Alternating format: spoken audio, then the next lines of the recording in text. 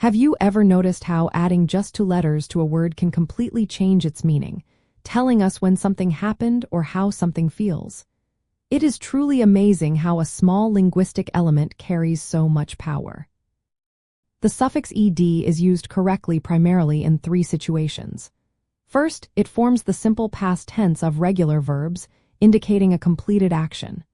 Second, it creates the past participle of regular verbs, which is used in perfect tenses and the passive voice.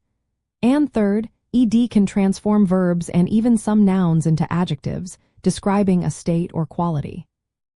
The core reason ed is so versatile lies in its grammatical functions. When it is attached to a regular verb like walk, it immediately signals that the action of walking occurred in the past, giving us walked. For past participles, ed helps from phrases such as have walked or was walked, indicating an action that has been completed or received. As an adjective, ed describes a characteristic, transforming a verb like tire into the adjective tired, meaning someone is in a state of weariness, or a noun like talent into talented, describing someone possessing a talent.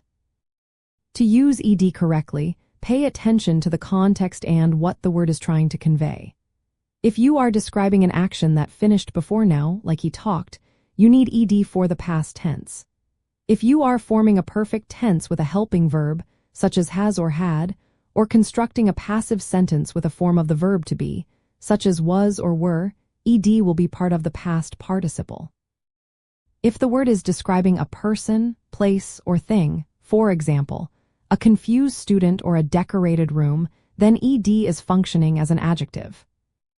It is interesting to note that ed can act as both an inflectional suffix and a derivational suffix.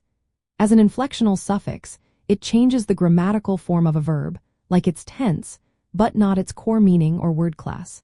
When it forms an adjective from a verb, it is a derivational suffix because it actually changes the word class, transforming a verb into an adjective. Understanding this distinction helps clarify its diverse roles in English grammar. Also, remember that the pronunciation of ed can vary, sounding like a T, a D, or an ID, depending on the preceding sound, which adds another layer to its fascinating usage. Mastering the correct use of the ed suffix allows you to communicate with incredible precision, clearly conveying when actions occurred and how things are described.